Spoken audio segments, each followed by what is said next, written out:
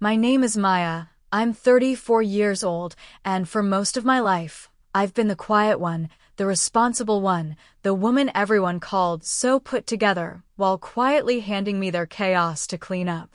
I lived with one goal: peace. And I finally bought it, brick by brick, paycheck by paycheck. After 12 years of working two jobs, skipping every vacation, every luxury, every tempting detour, I bought my first home. A modest 3-bedroom in the suburbs of Denver. Nothing flashy.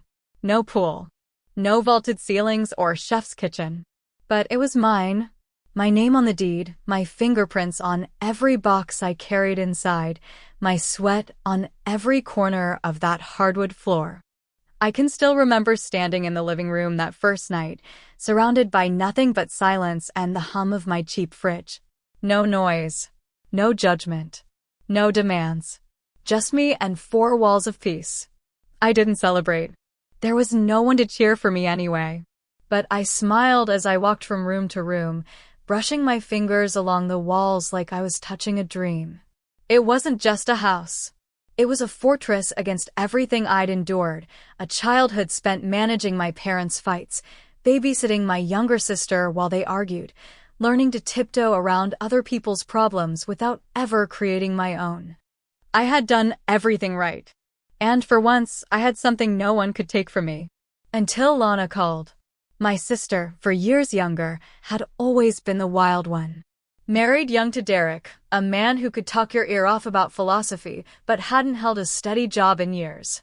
They were the live free type, #minimalists, digital nomads, spiritual healers, whatever label fit the moment.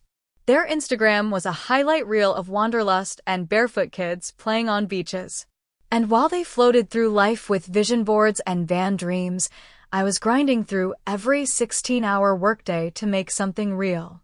Lana hadn't called me in months. We were never close, not in the way people romanticize sisterhood. She always said I was too rigid. I thought she was reckless. We respected the distance. Until 3 months ago when she and Derek sold their house in Phoenix, just like that. Sold it all, cashed out, and hit the road with their 2 kids, Mason and Evie, in a white van with solar panels and inspirational quotes painted on the sides. She said it was for freedom. They had it all mapped out. Airbnb's online content, photography gigs. Lana beamed during a quick FaceTime, boxes stacked behind her. You should try living like this just once. It's so freeing. I nodded, but I felt a chill down my spine. No backup plan. No savings. Just vibes and hashtags. For the first few weeks, their feed was a carousel of scenic overlooks, smiling children, morning yoga on cliffsides. They looked blissful. And I didn't comment. I didn't like. I stayed quiet, watching from afar, knowing it wouldn't last.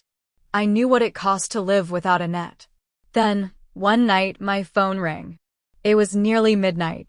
I stared at the screen. Lana. I answered. Her voice was cracked, raw, almost unrecognizable. Mia, we've burned through everything, she whispered. The gigs aren't paying. Airbnbs are too expensive. We're sleeping in the van. The kids are sick. Please, can we stay with you? Just a few months. I looked around my living room. My coffee was still warm. Jazz played softly from my speaker. The walls around me, once cold and bare, now held the scent of lavender and safety. A storm had come knocking. I didn't answer right away. I just listened. She kept talking. 8 to 10 months tops, she said. Until we find our footing. Derek's trying. I'm trying. We just need somewhere stable. For the kids. My chest ached. I love Mason and Evie. I do. But I also know what it means to let chaos in. It never just stays a few months. I told her no. Kindly, but firmly. I offered money $2,000 to help them find a rental. I offered to connect her with friends in real estate. I offered everything but my home. She went silent. Then snapped, so you're saying no? I'm saying I'll help. But not like that. And then, the attacks began. She called me heartless. She reminded me I once stayed on her couch in college. For 3 months. I paid rent. She brought up every perceived slight over the years. And when I stayed calm, she played her final card, the kids. They're crying every night, Mia. They miss having a home. I bit my lip. I didn't answer. If I said one more word, it would turn into a war. And it did. That same night, my mother called. Dolores, the queen of soft guilt and surgical words. Mia, she sighed. Are you really letting your sister and her children suffer like this? I explained, again. The money, the help, the line. She didn't care. You've changed, she said. Since that house, all you care about is yourself. I wanted to scream. For the first time in my life, I had drawn a boundary, and the whole family saw it as betrayal. My father called the next morning. You're living alone in a 3-bedroom house. And your sister's kids are sleeping in a van. How do you sleep at night? And still, I didn't bend. I held the line. I knew what would happen if I didn't. But nothing prepared me for what came next. 1 week later, I opened my door to find them, Lana, Derek, and the kids on my front porch, surrounded by suitcases, smiling, like I had invited them. Good morning, sis, Lana said. I knew you wouldn't let us struggle for long. And just like that, the storm was no longer knocking. It had walked right in.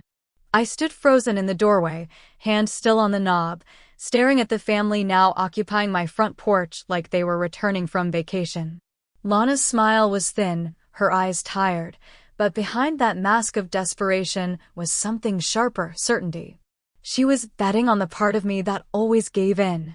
That soft, guilt-ridden older sister who used to babysit her during our parents' loudest fights. The one who once fixed her mistakes in high school, who paid her phone bill in college, who showed up even when no one else did. But that Maia was buried under years of exhaustion.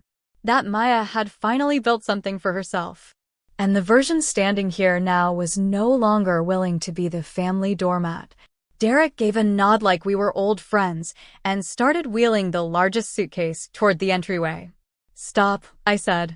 He paused. We just want to talk, Lana said quickly. Things were tense on the phone. I thought if we came in person. With all your luggage? I asked, my voice sharp but controlled. Her eyes narrowed. We've been living in a van, Maia. We didn't want to leave our stuff unattended. And this was your plan? I said. Just show up, uninvited, with your kids and everything you own, and expect me to roll out a welcome mat? She flinched just a bit, but didn't back down. The kids are sick. Evie has a cough. Mason hasn't had a proper bed in weeks. You really want to talk about plans right now? Evie, clutching her threadbare teddy bear, coughed softly. Mason blinked up at me with puffy eyes and matted hair. I almost caved right there. But I knew what would happen if I let them inside, so I made a deal with myself. Fine, I said. Come in. But only to talk. No assumptions. No expectations. Lana beamed. Thank you. I stepped aside. They entered like they belonged. Derek stacked the suitcases neatly near the coat rack, clearly not intending to take them back out. I led them to the living room. The kids dropped onto the floor without asking. Lana sank into the armchair, brushing her hair behind her ear like she was finally at peace. We just need 10 months, she said, like it was a subscription service. Derek can do chores. I'll cook and homeschool the kids. You won't even notice us. I stood across from her, arms folded. And after that? I asked. She hesitated. We're looking at options. Maybe Arizona. Cheap flights. Or another van trip. Depends. Depends, I repeated. So I let you live here rent-free for nearly a year, and when you're ready to chase the next dream, you take off again, with no accountability. Lana stiffened. It's not about that. It's about getting back on our feet. I turned to Derek. Do you have work lined up? He shrugged. Trying. Remote stuff. Photography gigs. Not much yet. I couldn't believe what I was hearing. No plan. No timeline. No apology. Just expectations. You sold your house, I said. With 2 kids. No backup, no savings. And now you're here, dumping the fallout in my lap. Lana stood, color rising in her cheeks. So now you're going to lecture me? Because I dared to live differently than you. No, I said. Because you call irresponsibility freedom and expect me to fund the cleanup. Her face twisted. You always think you're better than me. No, I snapped. I just don't think I owe you for your choices. Evie started to cry. Mason curled into his dad's side. I felt the twist in my chest again, the war between guilt and reason. But I didn't let it win. I'm not changing my mind, I said, voice like glass. You have 10 minutes to pack up. I'll call you a cab. You've changed, Lana spat. You used to say you'd always be there for me. I was there, I replied. For years. But being there doesn't mean handing you the keys to everything I built. You're selfish, Derek added. We all helped you once. Mom said you even refused to help with our wedding expenses. That was 10 years ago, I said. I was working 3 jobs to pay student loans. You're using that now as leverage. Lana stepped closer. This house is too big for you anyway. 3 bedrooms for 1 person? You really think that's fair? It's not about space, I said coldly. It's about boundaries. Her eyes narrowed into slits. You'll regret this. I opened the door. Good luck, Lana. She didn't look back. Derek grabbed the kids, muttering something I didn't catch. The suitcases scraped across the floor as they dragged them outside. And then they were gone. I stood in the doorway long after the door shut. The silence inside the house was different now. Not peaceful. Not empty. Just heavy. That night, I didn't sleep. The texts started the next morning. First my mother, then my father, then my aunt, my cousin, an old family friend. Lana's version had already spread. You really kicked her out? She said you slammed the door on 2 crying kids. Wow. Ice cream much? I didn't respond. By noon, Lana had posted a cryptic status on Facebook. Sometimes the people who hurt you most are the ones who were supposed to protect you. Cold hearts live in warm houses. The comments poured in. And I became the villain. Not because I had done something wrong, but because I finally said no. By the end of the day, my phone looked like a courtroom summons. Dozens of missed calls. Dozens of messages. Notifications piling up like snowdrifts across my lock screen. Family, friends, acquaintances, everyone suddenly had an opinion about my decision. And none of them had asked me directly what had happened. Lana's version of the story had spread like wildfire. All it took was one carefully worded post, a few photos of the kids looking tired, and the words "my sister turned us away." That was enough. No one asked why I said no. No one considered the years of silence, of distance, of unpaid favors. No one saw the sleepless nights I spent building my life from the ground up. All they saw was a woman with a house and a family in need that she refused to shelter. It was stunning how quickly the world could forget your entire character in favor of a more convenient villain. One message hit particularly hard. It was from Sarah, my childhood friend who had once called me her soul sister, someone who had seen me cry after Lana's first reckless spiral years ago. She wrote, "Maia, I love you, but this just seems cruel. Kids are innocent. Can you set aside the drama and help, just for a little while?" I stared at the screen. My fingers hovered over the keyboard. I wanted to scream. But I didn't reply. Not yet. Instead, I sat down in the same kitchen chair I always did. The sun was slanting through the window just like it did on the day I moved in. And suddenly, I felt like a stranger in my own house. This place had been my sanctuary. A temple of hard-earned silence. Now it felt exposed, like the walls themselves had ears, listening to every judgment passed through whispers and pixels. That evening, I logged into Facebook. I hadn't planned to post anything. I had wanted to stay silent, to keep my dignity. But then I saw my Uncle Henry had commented on Lana's post. I always knew Maia was cold. No empathy in that one. Logical to a fault. The breath left my lungs like someone had sucker punched me. That was it. I opened my laptop, pulled out my journal notes and started typing. I didn't beg. I didn't insult. I didn't fight fire with fire. I just told the truth. This isn't something I ever wanted to put online, but since I've already been tried in the court of public opinion, I think I deserve the chance to speak. My sister and her husband made a choice, an adult choice, to sell their house and pursue a nomadic lifestyle with 2 small children without a safety net. They called it freedom. I call it risk. When that risk backfired, I didn't slam the door. I sent money. I offered help to find a rental. I connected them with people who could assist. What I said no to was giving up my peace, my space, my home, indefinitely. I didn't throw kids into the street. I didn't shame them.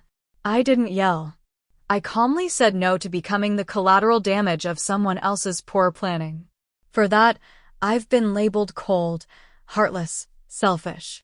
But I want you all to understand, I worked for 12 years for this home. I gave up vacations, holidays, nights out, and sleep. I own every inch of this house, every inch of my freedom. And I will not apologize for protecting it. I posted it, then closed the laptop and went to make tea. 10 minutes later, the first comment came in. Wow, I never knew your side. Thank you for sharing. Then another. Had something similar happen with my cousin. People love calling you selfish when you stop letting them take. Then another. Boundaries aren't cruelty. They're survival. Not everyone was on my side. Some people said I could have compromised. Others clung to Lana's narrative like it was gospel. But for the first time since it all began, I felt my voice cut through the noise. Then came Lana's text. You really chose humiliation. Publicly? You win, Maia. Just don't come crying to us when you're alone forever. And with that, she blocked me. I stared at my phone, heart thudding. Not in fear or regret, but something final.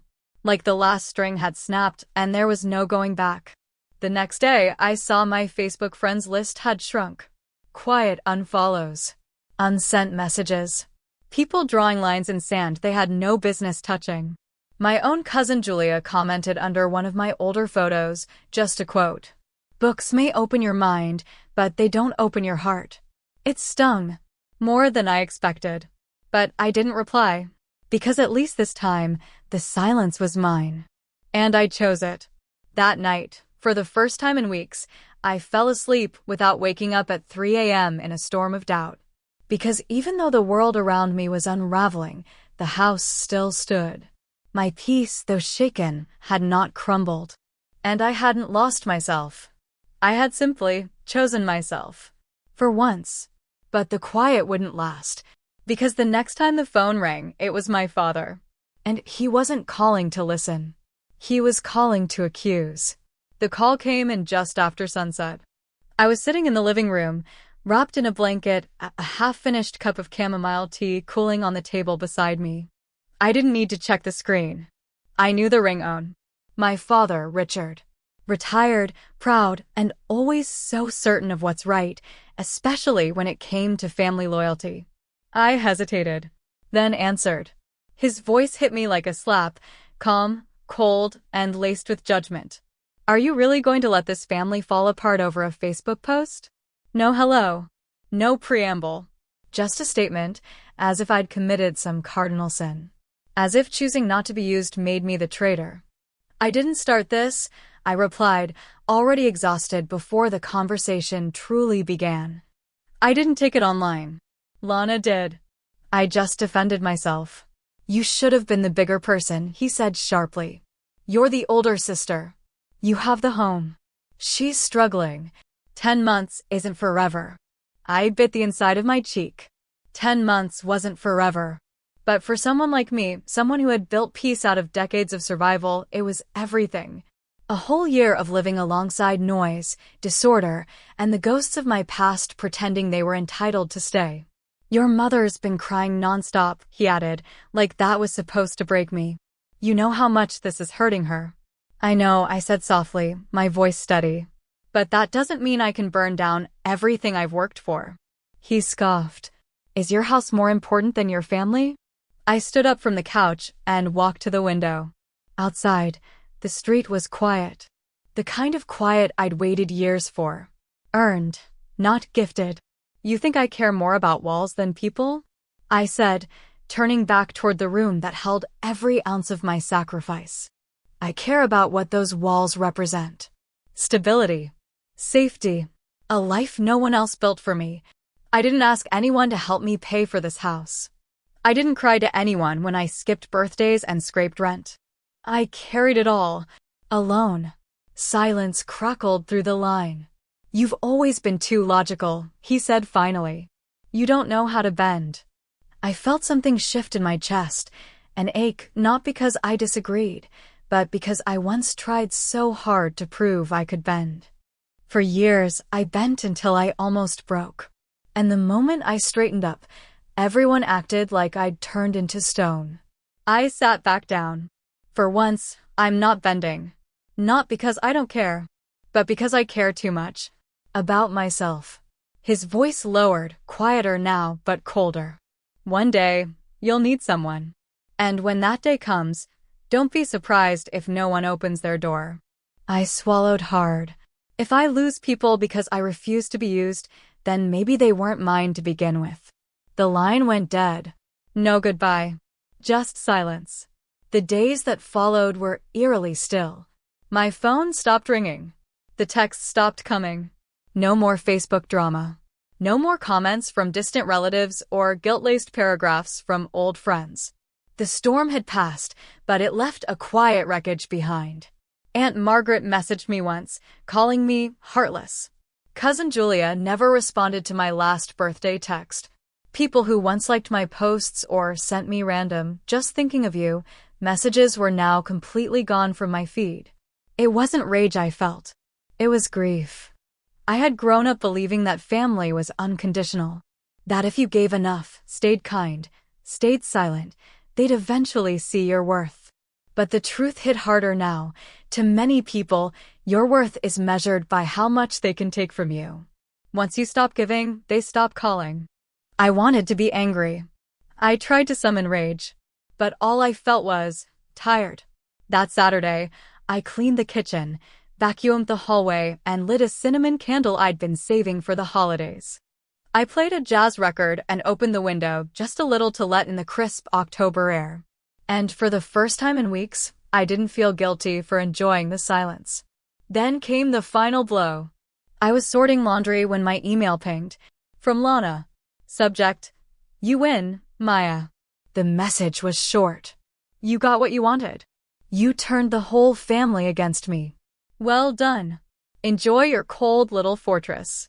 But remember, when you finally need someone, no one will be left. I read the words again and again, each sentence colder than the last. I closed my laptop and stared at the floor. They didn't get it. I didn't choose to live alone because I didn't need anyone. I chose to live alone because I was tired of always being the one needed, but never understood. It's strange what happens when the noise fades. You start to hear your own thoughts again. You start to realize just how many years you've been tiptoeing around people who never tiptoed around you. You remember all the times you said yes just to keep the peace, and how it never once kept the peace, not really. I walked through my home slowly that night, touching the walls, the table, the bookshelf. The life I had built wasn't extravagant. It wasn't flashy. But it was mine. And no matter what they said, no matter what Lana posted, or what Dad implied, or what my mother cried about on the phone, it was worth protecting. Because some people don't want help. They want rescue. They want to fail knowing you'll pick up the pieces. And I was done being the glue. 3 days passed with no calls, no messages, no knocks at the door. It should have brought me peace. Instead, it brought a strange kind of weight. Like walking through a winter forest knowing something was watching from behind the trees.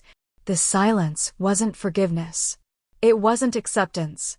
It was planning. The calm before another storm. I went back to work, met with clients, answered emails, watered my plants.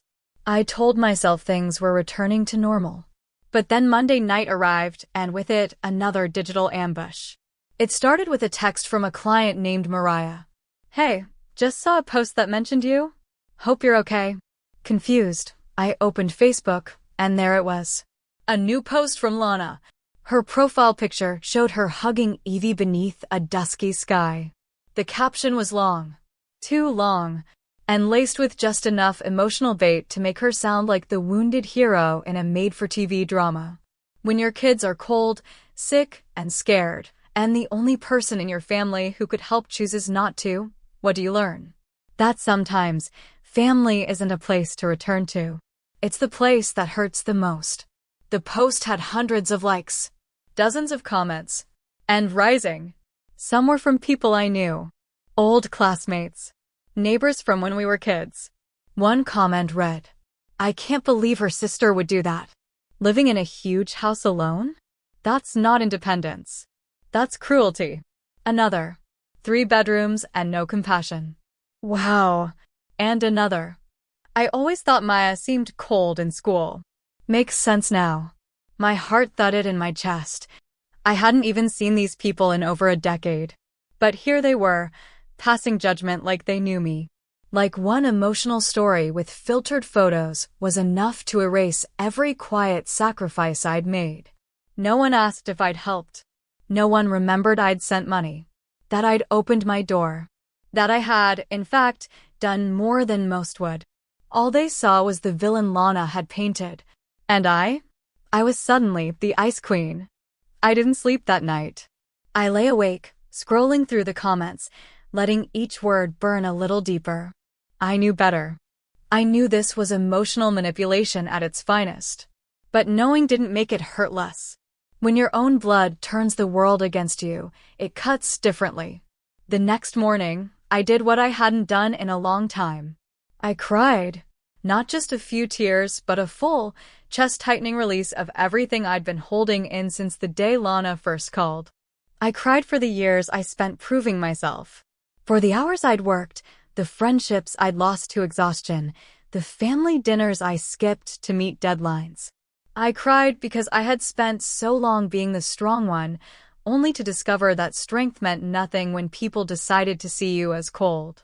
I cried because no matter how hard I tried to live with integrity, someone could still twist the truth into a weapon and stab you with it and smile while doing it. And then I dried my tears and opened my laptop again. Because silence hadn't protected me the first time. And I wasn't about to let this version of the story be the only one people saw. My second post was shorter. Sharper. Asterisk, I've been called cold, heartless, selfish. But here's the truth. I offered my sister money. I helped her look for housing. I invited her and her family into my home to talk. I listened. What I didn't do was hand over my home, my peace, my carefully built life, for nearly a year without any plan or accountability. Love has limits. Boundaries aren't cruelty. And no one, not even family, is entitled to bulldoze the life you've worked for. Asterisk. This time, the response was different. Not quieter, just more real. People messaged me privately. Former coworkers. Clients. A few relatives I hadn't spoken to in years. Thank you for saying what so many of us are afraid to. I let my brother stay for 6 months. He wrecked my house and drained my savings. You did the right thing. Your sister's post felt staged. Yours felt honest. And maybe most surprising of all, a message from Rachel, an old friend from yoga class who used to be close with Lana. I read both posts.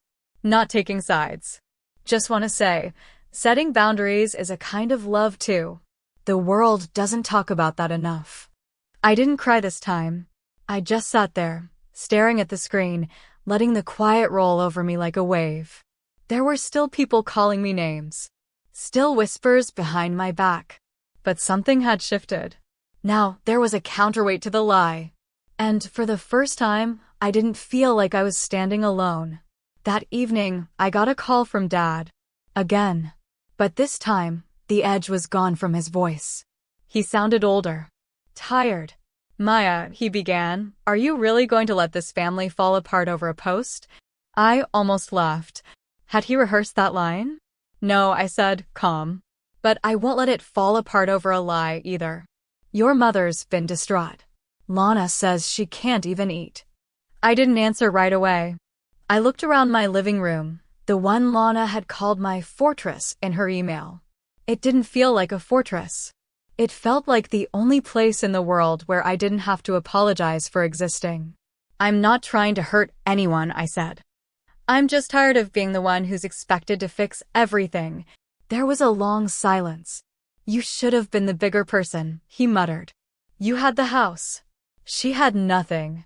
I leaned back in my chair and closed my eyes. Exactly, I said. She had nothing because she chose to. I won't be punished for making different choices. More silence. Then, the final blow. I just hope you won't regret this someday, Maia. Because once you lose people, you can't always get them back.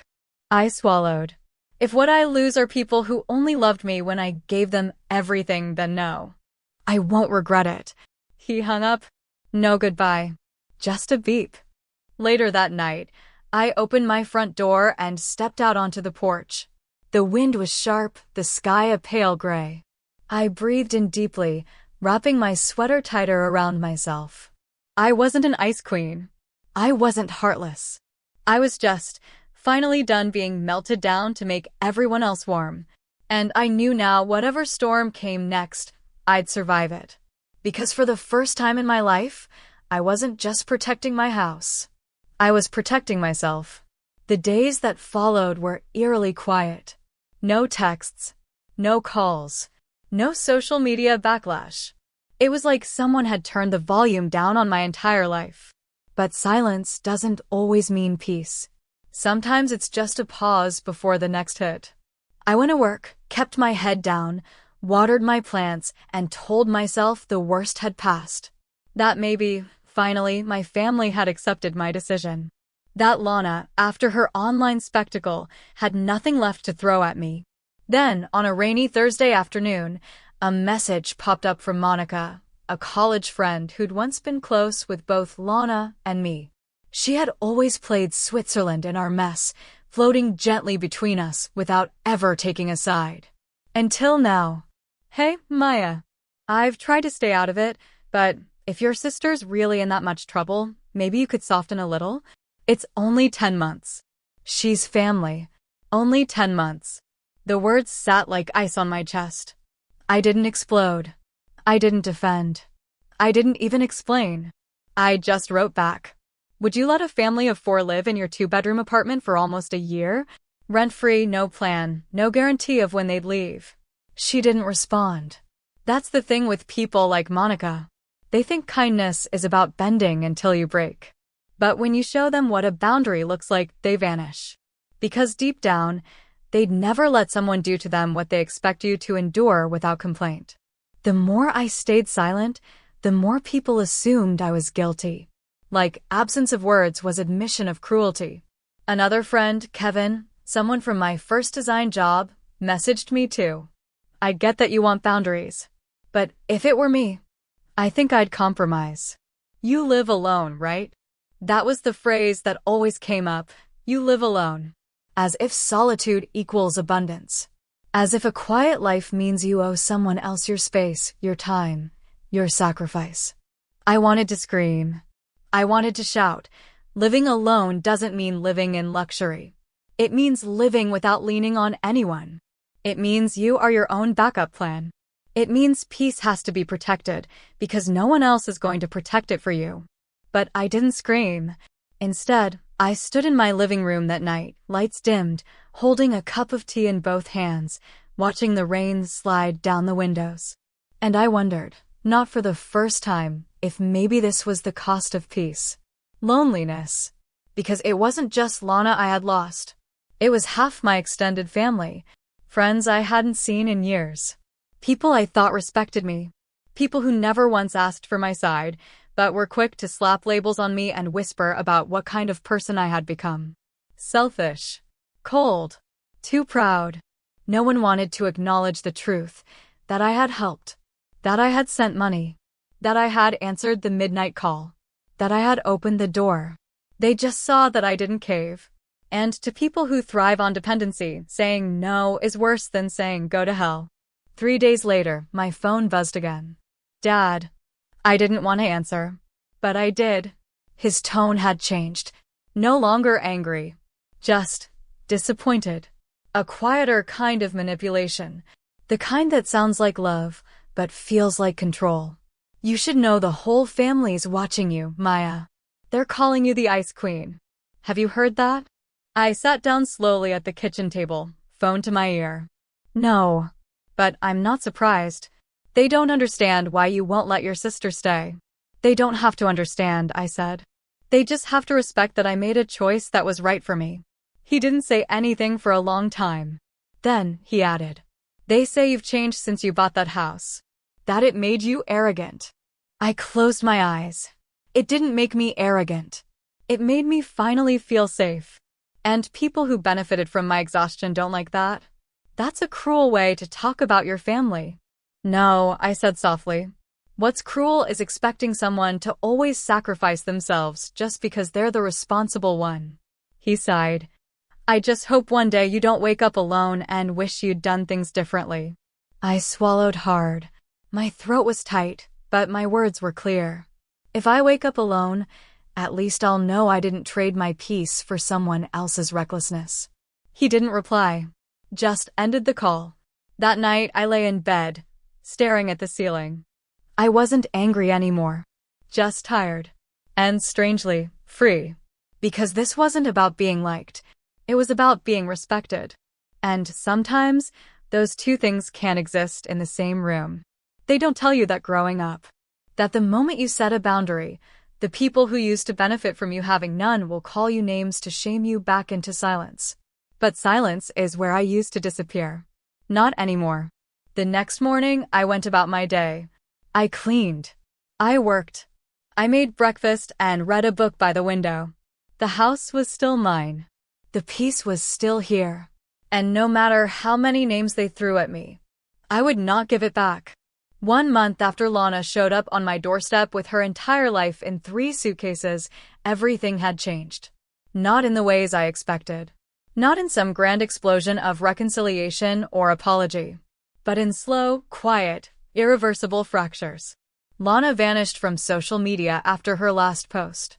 The daily photos of sunsets, barefoot kids on beaches, and captions about freedom were replaced with silence. No more dreamy family van life updates. No poetic declarations about living off the grid. Just gone. But it didn't feel like retreat. It felt like planning. Like the next move was already brewing beneath the surface. That evening, while sorting through invoices at my home office desk, my phone lit up again. Dad. Again. I let it ring twice before answering. His voice came low, like he was trying not to shout but still wanted to hurt. Maia, are you really going to let this family fall apart over a post? Same line. Different tone. I didn't cause the split, I said.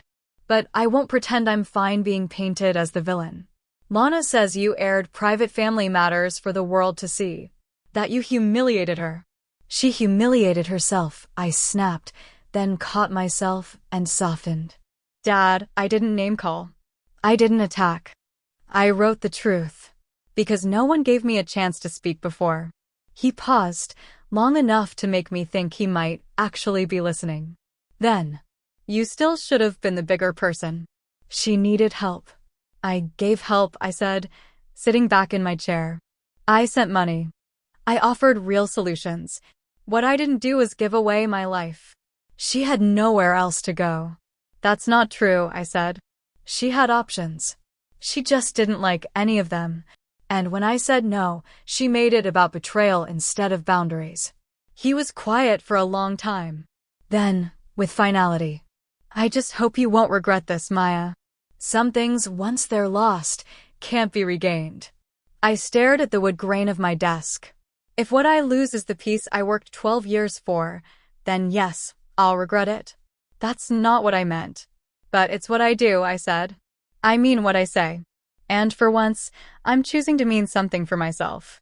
The call ended without goodbye, just like all the others. And I knew, in that moment, I hadn't just closed the door on Lana's request. I'd closed a chapter in my family's story, one where I was the dependable one, the fixer, the savior. They would call it cold. I would call it healed. That night, I got an email from Lana. Subject: You win, Maya. There were only 3 lines in the body. You turned the family against me. Well done. Enjoy your fortress built from stone and rules. I sat staring at the screen for a long time. Then something strange happened. I smiled. Not a triumphant smile. Not even a sad one. Just a real one. Because for the first time in a long time, I felt understood. Not by Lana. Not by Dad. By myself. They didn't get it. They never would. I didn't choose to live alone because I didn't need anyone. I chose to live alone because I was always the one needed, the one leaned on, the one expected to catch everyone else's fall. And no one, not once, asked how much it cost me. The following weekend, I went to the farmer's market like I always did. Picked out fresh herbs, bought a loaf of sourdough, and chatted with a woman selling hand-poured candles. Her name was Rachel. We'd gone to high school together. She used to be in Lana's circle. I wasn't sure if she'd seen the posts, but she smiled and walked over. I read what you wrote, she said. The long post. On Facebook. I braced myself. She didn't attack. She didn't ask questions. She said, no one talks about the price of peace. About how heavy it is to hold a boundary. I blinked. I thought everyone just picked a side. She shrugged. Maybe. But some of us saw a woman who spent a decade building her life and refused to watch it be treated like a motel. We stood there in the middle of the aisle, surrounded by rosemary bunches and soap bars, and for the first time in a while, I didn't feel like I was defending myself. I felt seen. You know, she added, people aren't mad because you said no. They're mad because you showed them how little they did when it was their turn to say yes. That night, I returned home to my quiet little fortress. The house was exactly the same. No furniture had moved. No photos had changed, but something in the air felt lighter. I poured a glass of wine, opened the window, and watched the wind play with the curtain edges. I didn't have everything. Maybe I never would. I'd probably lost people, some temporarily, some for good. But I had not lost myself. And I wasn't angry anymore. I wasn't trying to prove I wasn't heartless. Because I knew the truth. I didn't shut my door to be cruel. I shut it to stop bleeding for people who never asked if I was okay. This story isn't just about a family fight. It's about boundaries. About what it really means to say no in a world that teaches women to say yes at all costs. It's about the silence that follows and the strength it takes not to fill it with guilt. I'm Maya. I'm 34. I live in a house I built with my own hands. And I am no longer afraid of being misunderstood if it means I finally understand myself. Some people will only love you when you're easy to use. But peace isn't built on constant sacrifice. It's built on knowing your worth and defending it. Even if that means standing alone. If Maya's story moved you, tell us what you think in the comments. Was she right to set a boundary, or was she too firm? And have you ever been called selfish just for protecting your peace? Don't forget to like, subscribe, and share Revenge Echoes, where stories speak louder than revenge.